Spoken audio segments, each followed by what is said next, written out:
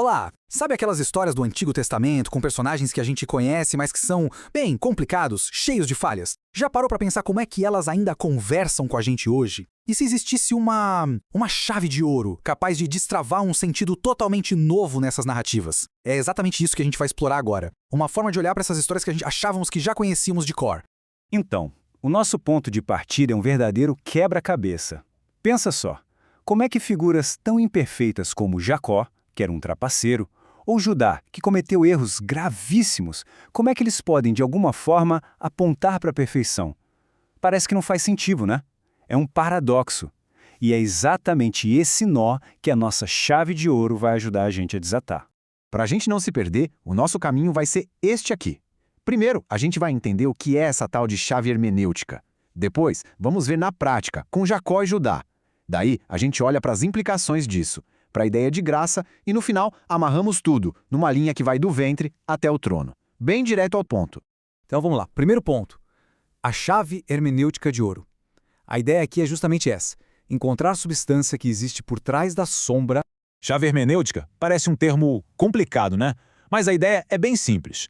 Pensa numa lente, ou num princípio que a gente usa para entender o significado mais profundo de um texto. E a grande proposta aqui é que, para o Antigo Testamento, essa chave de ouro é uma pessoa, Jesus Cristo. Quando a gente usa essa chave, as histórias mudam de foco. Elas deixam de ser só sobre os acertos e erros daqueles heróis e passam a apontar para algo, ou melhor, alguém muito maior. Isso nos leva a uma metáfora central, que é genial, a ideia de sombra versus substância. É fácil de entender. Uma sombra, ela projeta o formato de algo real, certo? Mas ela não é a coisa real. Ela só aponta para a realidade. Nesse raciocínio, Jacó e Judá, com todas as suas lutas, seus sacrifícios cheios de falhas, eles são as sombras. E Cristo, ele é a substância, a realidade concreta para a qual essas sombras sempre apontaram. E tem essa frase clássica que resume tudo perfeitamente. É como se fosse uma via de mão dupla. O Novo Testamento estava ali, escondido, latente no Antigo. E o Antigo, por sua vez, fica totalmente claro, patente quando a gente lê o Novo. Um ilumina o outro, sabe? As promessas do Antigo florescem no Novo e o Novo mostra qual era o plano do Antigo desde o começo. Ok, teoria entendida. Agora vamos para a parte prática. Como isso funciona de verdade? Vamos pegar o nosso primeiro exemplo. Jesus como verdadeiro Jacó. E o foco aqui vai ser a luta pela bênção. E olha que comparação poderosa. De um lado está Jacó. A vida dele foi uma luta constante. Ele enganou, batalhou e, no fim, teve que se render para conseguir receber uma bênção. Agora, do outro lado, Jesus. Ele não precisava lutar por bênção nenhuma. Ele já era a própria bênção. E mesmo assim, ele escolheu voluntariamente entrar na luta mais pesada de todas, a luta da cruz. E não por ele mesmo, mas por nós.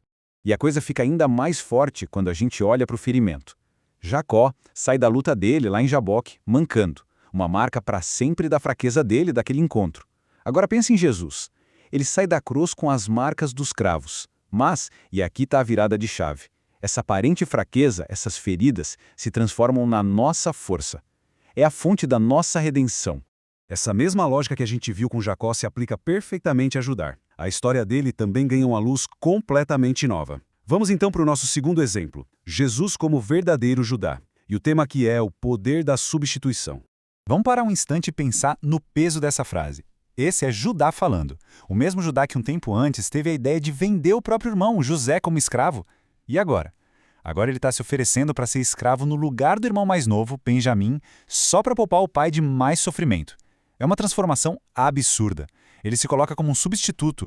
E na hora, usando a nossa chave, a mente conecta com estas outras palavras. O eco é nítido. O que Judá fez ali, num gesto de redenção, Jesus declara como o centro da sua missão, dar a vida, ser o substituto final. A oferta de Judá era para salvar da escravidão no Egito, a de Jesus para salvar da morte. Então a gente se pergunta por quê? Por que a linhagem do Messias veio justamente de Judá e não de outro irmão? Olhando por essa lente, a resposta fica clara. Foi porque Judá, naquele momento, mostrou o caráter de Cristo. Ele foi o primeiro a viver a essência do Evangelho, a disposição de sofrer no lugar do outro, do culpado, para que ele pudesse ser livre. Beleza. Com esses dois exemplos bem claros, o de Jacó e o de Judá, agora a gente pode dar um passo atrás e olhar para o quadro geral. vamos falar um pouco sobre a eleição como graça. E isso é, no fundo, um convite ao descanso. E essa forma de ler as Escrituras, ela muda tudo. Pensa bem, se Jesus é o verdadeiro Jacó, o verdadeiro Judá, se é ele quem cumpre a aliança perfeitamente, então a nossa segurança não está mais no nosso desempenho, na nossa força para sermos fiéis. Não, a nossa segurança passa a depender totalmente da fidelidade dele, daquele que foi fiel em nosso lugar. Isso é libertador, é um convite para a gente parar de lutar com as nossas próprias forças e finalmente descansar no que ele já fez.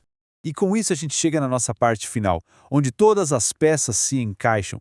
A gente vai traçar essa linha contínua da redenção, que vai do ventre até o trono. Olha só que incrível como a história toda se conecta. Tudo começa com uma promessa, feita lá no ventre de Rebeca, mostrando a soberania divina. Depois vem o processo, a transformação, muitas vezes dolorosa, como a gente viu na luta de Jacó. Em seguida, temos a proclamação, a esperança que surge na profecia que o próprio Jacó faz sobre Judá. E tudo isso deságua finalmente na plenitude, a realização completa de tudo isso na pessoa de Jesus. Então, no fim das contas, o que essa chave de ouro faz?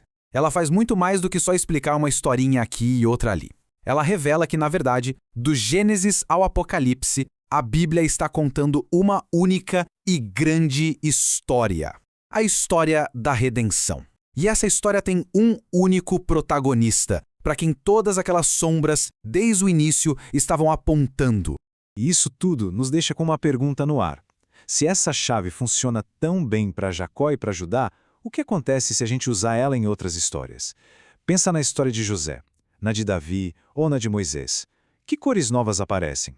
Que detalhes a gente começa a notar? Fica aí a provocação. A jornada de descoberta, na verdade, está só começando.